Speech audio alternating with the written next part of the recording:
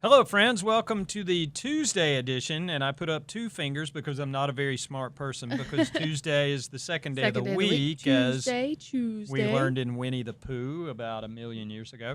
Happy Tuesday. And it was a little bit lighter Tuesday. Yeah. We were all lathered up, real live football yesterday, and that was cool. But today was it was like a recovery day. Yeah, it was for a football reset team. day after a PADS day, and a PADS day coming tomorrow, too. Yeah, It's a little bit of a breather. This would be the part of the podcast where I'd go old man and start yelling at clouds. And back in my day, we did two-a-days, and it was 100 degrees, and we liked it. No, it's not. There was definitely some of that after the cooling trailer the other day. Yeah. And it was, I work outside in the heat, and I'm like, I don't think you're working quite the same, but Yeah, okay. Not the same as what these cats are doing, but that is the way they work. It's kind of a ramp-up period for everybody. So today was a little bit lighter day. Run around in shorts, about 1:20, something like that. Yeah. So they're going to get back after it tomorrow in pads, and it'll look more like football. Today was another one of those 7-on-7 days like we've seen so much of. Yeah, like vet days for a couple of guys, too. One of those days where it was get some of the younger guys some reps, a chance to kind of come in and do something as well. And like you said, a lot of 7-on-7. I think there was a team run period, but even that was just kind of thudding up, nothing crazy. Yeah. Nobody going to the ground when or anything. when they're not in pads, Trevin Wallace and Chuba Hubbard aren't duking it out or anything. Right. But yeah, people tried to make that a thing. Not really. It really wasn't. It was just a football thing. But there was a little bit of news today, and let's go with that right out of the top. Derek Brown was kind of on the side doing return to play stuff rather than practicing as normal as he has been. Dave Canales said after practice he had a little bit of an oblique strain, nothing that they went and got MRI'd or anything like that. But because it's Derek Brown, you make sure you give him time. They were giving Derek time anyway. Right. Derek was kind of easing into this thing anyway. So when he feels a little something and it's Derek Brown, you let him work it out. Yeah, and he's not in a huge rush. I mean, there's still, 5 weeks until the season starts, something like that. Many weeks. And I know there's a game next week. It's a preseason game. But Derek knows what to do and how to get ready. And I know you're still going to want to get some rust shaken off because he hasn't played in almost a year. But I'm not worried about his ability to know the playbook when he steps out there. Yeah. It is going to look a little different because he hasn't played with a lot of these guys. That's something A'Shawn Robinson even talked about today. It being a little bit of a weird dynamic because they spent the past year getting to know each other pretty well, but they haven't actually played that many snaps together in a game. No, they have not. And, what does that look like? Faces. And, that was by design. Derek's kind of like taking all that offseason stuff they did and adding a top 10 pick and a $100 million contract to it. So he, everything, and Canales was very careful to say, it wasn't a knee. It's almost like nothing to see here. Right. But Derek's going to be all right in a few days. Especially on a light day like today. They don't even have pads on. If Derek Brown needs to walk off to the side and kind of stretch some stuff out, not a big deal. There was one other injury that's going to take a minute. Chandler Zavala, the former fourth-round pick who has started 9 games in the last 2 years. He's a spot starter at guard, has stepped in at times, done a good job when he's been in there. Chandler's going to miss a couple weeks. I mean, Dave described it as a patella tendon injury, not a patella tendon rupture. That would have been much worse. Which actually happened, coincidentally, in a one-on-one pass rush drill with Derek Brown. Yeah. You got two guys of that size pushing on each other. Sometimes stuff happens. Unfortunately for Chandler, first day in pads, he's going to miss time. I mean, Dave described it as weeks, and usually when coaches go week to week instead of day to day, that means it's probably going to be multiple weeks. Right. So it's a shame for Chandler. I mean, because he's a pretty good player as part of a really deep and good offensive line. We've talked about that a lot this offseason. I mean, when you bring back your top 9 guys in snaps from the year before and really layer in a bunch of guys who were still around. Canales talked about that in the aftermath of the injury, just that all the guys who are getting snaps there now are people they're familiar with, whether it's Jarrett Kingston, who was one of the 6 guys claimed off waivers after final cuts, after initial cuts. Right. I broke my own rule, Darin. Stop it. Don't do that ever again.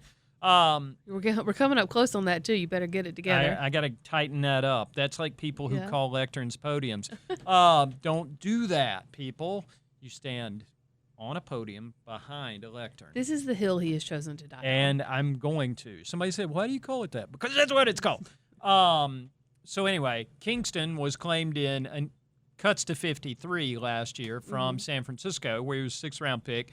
He was around all last year. Ja'Tyre Carter, just call him JT, make it easy on yourself.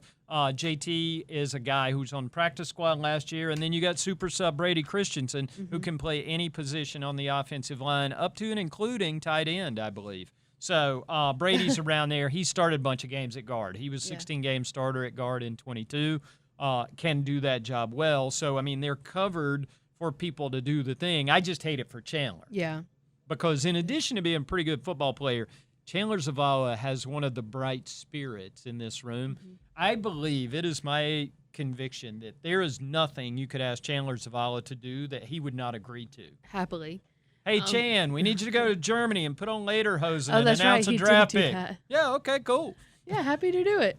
And, you know, to your point about having so many guys, though, that you know behind him that you already know and trust, Dave Canales made the point today. He said, I don't know if in 15 years I've ever been a part of a team that returned pretty much the entire offensive line unit. Yeah. He's like, that's an insane thing to be able to say and to be able to do. Right. They're not And it pays off for times like this. They're not 9 deep in guys they know from last year. They're about 13 deep in guys they know from last year. That's unheard of. Because, you know, the other one that we've talked about is Brandon Walton. He's a guy who stepped in. He was active for a game last year, up for a game. He is like the David Moore of the offensive line room. Coaches know him. They brought him with him from Tampa Bay. You know, hey, we know what you're capable of. So, you know, they've got a bunch of dudes they can fill in. Just a shame for Chandler Zavala. In addition to going to Germany, he was one of our goat yoga guys this summer. That's right. Some of my favorite content on Panthers.com during the summer was goat yoga with a lot of offensive linemen. And Chandler, of course, was like, and Turk Horton out there doing his actual yoga. Yeah. Not everybody else is playing with the goats, and Turk's over there like in downward dog. And he's like, this is my Monday yoga. That's right. And then, or go ahead. No, I was just going to say, I mean, it's like I said, it's one of those things that happens in training camp when guys are beating and banging against each other. It's an unfortunate part of it, but every camp something like this happens and those guys move on. The good news is the Carolina Panthers are built to withstand stuff at that position better than a lot of other teams would be, or better than they had been in the past. And it doesn't seem like it's going to be a long, long recovery, at least as far as where we stand right now on, July 29th. Yeah, and seem like it'll all be a these long injuries one. are different, and you never get in the business of predicting somebody else's stuff. But when Canales was willing to say, maybe get him back out here before the end of camp, that's encouraging. That's a reasonable sign. So wishing the best for Chandler Zavala in his recovery. That was, once you get through that kind of news, today wasn't news heavy. No. Wasn't news Made a wide heavy. receiver change this morning. Yep, Dan Chisena is gone. Dan had been on the PUP list with a little calf injury. That was not allowing him to get on the field. He was waived injured. I don't know that we've seen the last of Dan Chisena necessarily. Yeah. I think guys like that tend to go away for a little bit, and then maybe when they're well, come back. I mean, the thing about Dan is we talk so much about receiver competition on this podcast. It feels like it's an everyday. It is. It feels like every single day in a Dave Canales press conference he gets asked about receiver competition, and he gives a version of the same answer. Dave's a polite guy. He tries to mix it up for the people asking who may not have been here the day before. But, we've talked about that a good bit. Dan wasn't one of those guys you think of in terms of, oh, my gosh, the plays he makes on offense. He made a lot of plays on special teams. Yeah. He's a super fast guy, 4.3 40, track guy at Penn State before he was ever a football player. And, they're going to be looking for some special teams guys. Brought in Jasim Reed, who is a undrafted rookie from the University of San Diego. And San Diego? Yeah. Okay. I believe it's Spanish for old wooden boat. Is that true? Have you ever seen the movie Anchorman?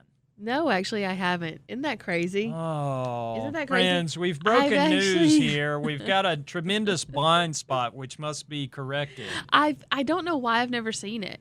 I've seen bits and pieces of it here and there, like if it's on TV or, clips of it will come across Twitter or something.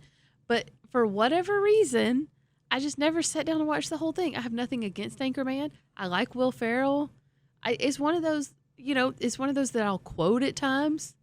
I'm writing down in my notebook, Cass has never seen Anchorman. This is like homework. You've got to remedy this Right? before the end of training Because camp. it has all those iconic lines, like "I'm in a glass case of emotion," and the rich mahogany. Like, it's got all these great moments, and the one that I'm not going to say on a mic. Yes, thank you.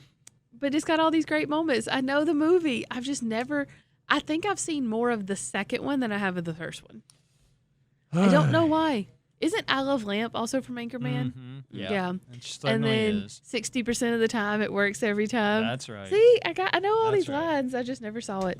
Hey, Podcast Matt, do you think we could get Sex Panther to sponsor the Happy Half Hour? What do you think? I don't know. 60% of the time, this podcast works every time. I don't know. This is one of the days it might not be working. Where were we? We were talking wide receiver competition. Yeah, we were talking about wide receivers. The one thing that happened today that kind of popped out, because again, it's a day that ends in Y. We're going to talk about wide receivers here at Panthers.com and on the Happy Half Hour. Jimmy Horn did a thing today. Yeah, he did. Actually did a couple of things. Scored a touchdown early. Did a little dance with JT Sanders. I'm not really going to replicate the dance because that would be bad. But during You're not quite as smooth as him. Maybe just slightly less. Also, earlier in the day on the other direction of the field, he kind of took a pop. I mean, they weren't in pads today, but there was a little bit of a collision, and Jimmy just kind of immediately popped up and started dancing again, which was much more pronounced than the touchdown dance, actually. But for a little guy, he ain't afraid to run around in there in the middle of the field, and Canales talked about that a good bit. Even talked about him being willing to go out there and block during the run game. And I'm going to be completely honest, and then if this is a reflection on me, then so be it. When they're out there doing a run and play, I'm not paying that much attention to Jimmy Horn, but apparently I need to start because he said, you see him even out there being willing to kind of take on those blocks and create holes. And now I'm really curious what Jimmy Horn, the blocker in a run game, looks like. Yeah, that's even more homework. We're gonna have to check which that is more out. important, that or Anchorman? We'll see. Those are of equal importance to me, honestly. But wide receivers usually notoriously don't like to block anyways, and so to have somebody that is kind of a speedster guy, a run guy, and being willing to go out there and do it, that says a lot about Jimmy Horn. And we've heard people from Colorado, especially Deion Sanders, talk about how much they love Jimmy's heart and Jimmy's want to, and we're starting to see it here. Yeah, no doubt. He's a scrappy little fella. I think. Yeah, he is. I think if you're under 5'9", you get described as scrappy, whether you are scrappy or not. There's not many adjectives that you can use at that point, so we'll go with scrappy. Yeah, we'll go with that. And Jimmy is, though. I mean, he's got that little fearlessness about his game because he does fly around, put himself into unusual positions, gets in the air, not afraid to go up and make plays. Yes, I know. Don't get carried away, people, before you compare him to that other little short, scrappy guy who is a not first-round pick here. It's early yet. Let's give Jimmy time to grow into whatever Jimmy's going to be. But I do like the fact that, Canales talked about that competitiveness and that enthusiasm for a guy who is not built like the rest of these dudes. If you look at that receiver room, Canales called it his basketball team. There's a bunch of that was interesting. There's a bunch of big dudes in there, from McMillan to Bryson Tremaine, who looks like he's about 6'7" or something, 240 or something. He's a fairly gigantic kid. A lot of size in that room, and then there's Jimmy. Yeah, he's. So would Jimmy be your?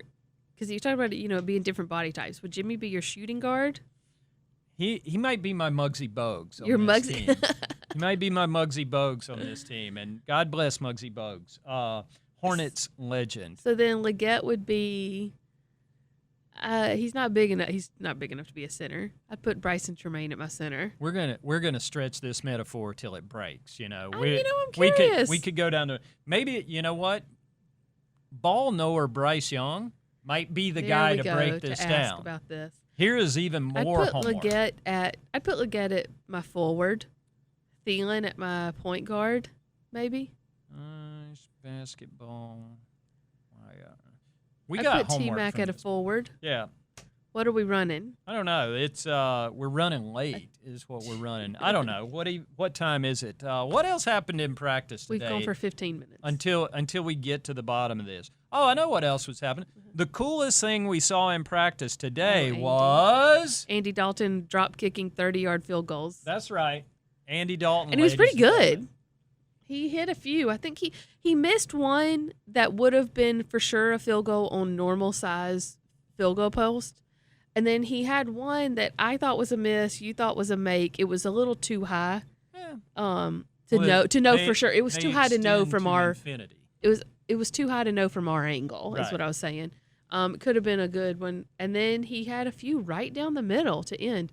The more you can do. Yeah. And Andy Dalton is the epitome of that. You know, he can hold, he can kick, he can quarterback. My favorite thing, though, is that whenever they're in a team drill and Andy takes off running, watch this, test me on this. If Andy Dalton takes off on a non-designed scramble in a team drill ends right there. Yeah, blow the whistle. We don't need anything bad happening. And yes, as a matter of fact, I do have an Andy Dalton head on a stick. This is going to be today's item for on the shelf back there. I've got a lot more of these, and we're going to have some fun with those over the course of the season. But, yeah, Andy's one of those dudes. I just believe he's a very good tennis player. Right. Him and his wife play tennis here in town. His wife's a better tennis player than he Right. is, but he is apparently quite good. He owns part of a soccer team that's in the English Premier League. He's always out there dribbling, doing ball tricks. You know, when he's killing time, he's practically a specialist. It actually makes sense that he's been holding while Sam Martin was on the shelf for kicks because he's like an honorary specialist. Yeah, he spends a lot of time with them, too. Doing a lot of those. Didn't you assume today, or didn't you guess today, like, I bet he could juggle? Yeah. I think if I walked in and handed Andy Dalton 3 oranges, he could juggle them. So, can you juggle? No. What's a skill Cassidy Hill has that we don't know about? Oh, God. Hidden talent. Well, I grew up on a farm, so I can ride a horse. Well, that counts. Equestrian, Then, ladies and yeah. gentlemen. I can pick out, I don't play piano well, but I can pick it out by ear enough on a piano to get a song out. All right. See, this is why I hired her. She's multi-talented. She's got a lot Yeah, of... that piano thing really comes into Well, you know, into skill here. I just like people who are curious and know how to do a lot of cool stuff. Yeah. And Andy Dalton knows how to do cool stuff, including drop kicking, which we haven't seen in a game in a long, long time. But if No. it ever comes up, Andy Dalton, now we know, is capable of doing You know it. who used to drop kick kicks? Sure, who? One of the most versatile Heismans of our time. Not our time, maybe your time. Our times are different. Matt knows. Oh, no, that's not who I was thinking of. I was thinking of Steve Spurrier. Yeah, Doug Flutie was from another Yeah, Steve Spurrier was of my time. That is, yeah, I'm almost ashamed to admit that. Steve Spurrier is also the reason I did not play fantasy football for 21 years. Why? Because in 2002, when he coached Washington, my brilliant plan the night of the draft was to not only draft one of his quarterbacks, but to draft all of his quarterbacks. And I said the night of the draft, I am either going to win this league by a mile or finish DAL. And I was right. I don't know if you can blame that on Spurrier. I think that's a you thing. His system cost me a fantasy football title or something. I can't believe that the law firm of Patrick Ramsey, Danny Werfel, and Rex Shane Grossman. Matthews did not lead me to glory, but here we are. I would take Andy Dalton on a stick over any of those guys. All right, we've done enough damage to this studio. We've done enough damage to your ear holes. We will be back tomorrow with more interesting nuggets from a padded practice. Hopefully it's a little more exciting than today's was, but we will have some highlights, and I do think there's stuff you're going to want to see. Yeah. Check Panthers.com, check the YouTube channel, hit the subscribe button, get all of this stuff flowing straight into your screens and tablets and all the devices that the young people use, and we'll see you tomorrow on the Happy Half Hour.